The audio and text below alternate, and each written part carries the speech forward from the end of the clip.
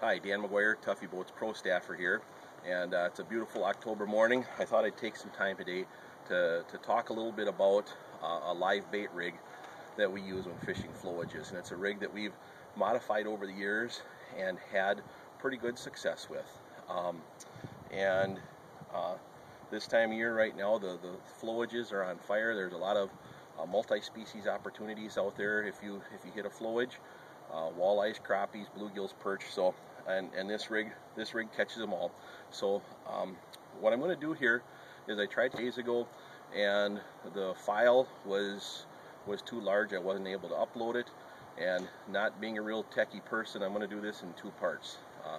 Part one that I'm going to talk about right now is just some of the basics and bare bones to this rig, and then part two will be some of the ways to refine the rig.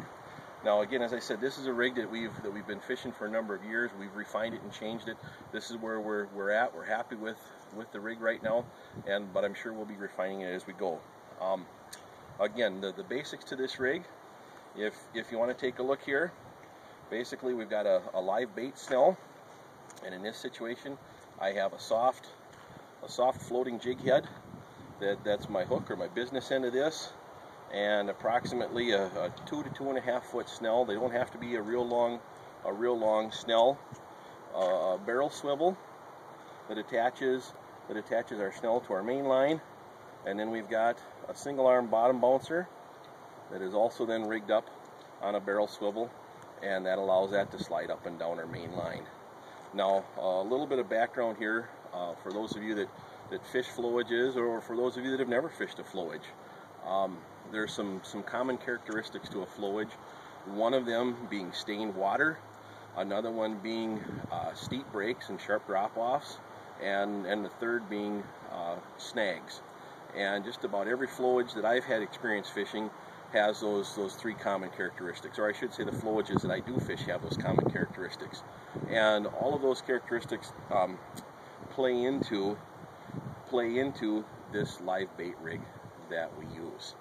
All right, talk a little bit about our snell here, and what we've got here on our snell is I've got 14-pound Vanish fluorocarbon that I've got the snell tied on. And again, one of the things that I talked about was stained water. I'm using fluorocarbon because it's abrasion resistant.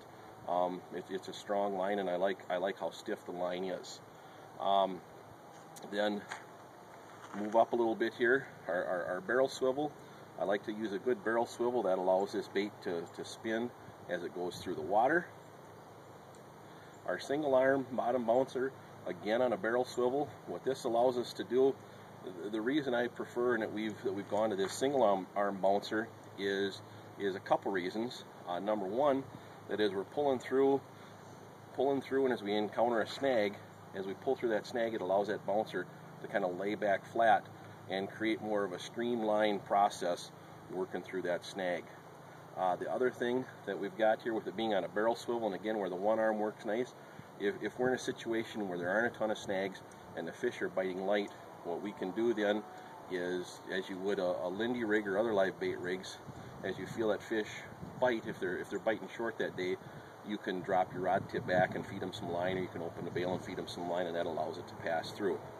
A couple beads in here with our bottom bouncer, and our main line here we've got a 15-4 Berkeley Fireline braid. And again, the stained water, I'm not really concerned about spooking the fish, so I use some fairly heavy equipment with that. The rod, I have a 7.5 foot St. Croix Tournament Legend, and it's a medium light.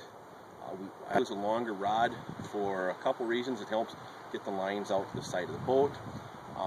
Again, the other thing that it does too, we talked about the snags, is with this longer rod tip, if I keep the rod tip down towards the water as I'm pulling the live bait rig through, if I feel a snag or I bump a snag or read a snag on my front locator, I can just slowly start lifting that tip and lift the whole bait up and over the snag, and when I feel that I'm on the back side of the snag, I can move it back down again. So we do like a long 7 to 7.5 foot rod.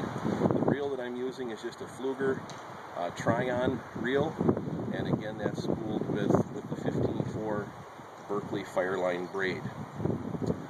fairly heavy bottom bouncer here, a 1 ounce, and that's the basics then of this live bait rig that we use for flowages. Part 2, I'll talk a little bit more about some of the fine tuning of this rig.